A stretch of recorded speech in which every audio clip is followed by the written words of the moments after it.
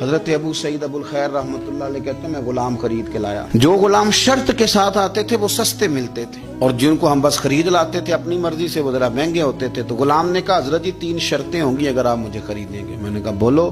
کہنے لگا پہلی شرط یہ ہے کہ میں سارا وقت آپ کی بات مانوں گا، پر اذان ہوگی تو پھر میں کسی کی بھی نہیں سنوں گا، پر میں جانوں میرا رب جانے. میں نے کہا قبول ہے. کہنے لگا دوسری شرط یہ ہے کہ دن کے وقت بات مانوں گا، رات کو نہیں مانوں گا. میں نے کہا یہ آرام کرنے کا عادی ہوگا، نیند زیادہ آتی ہوگی، بعض لوگ زیادہ سوتے ہیں. میں نے کہا ٹھیک ہے. اس نے تیسری شرط یہ کہی کہ بہت سارے جگہوں پہ لوگوں کے زیادہ غلام ہوتے ہیں تو ایک کمرے میں 5-5 600 لوگ رہتے ہیں. میں کمرہ علیحدہ لوں گا اکیلا، ٹوٹا پھوٹا دے دیں، پرانا دے دیں، کسی حویلی کے پچھواڑے دے دیں، پر کمرہ میں الگ لوں گا.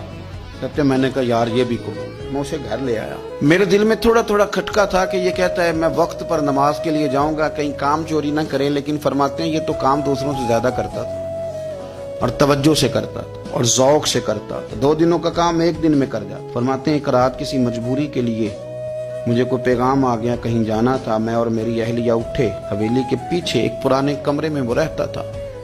جب ہم اس کے قریب سے گزرے تو اس کے کمرے کی عجیب حالت دیکھی کہ زمین سے آسمان تک نور ہی نور.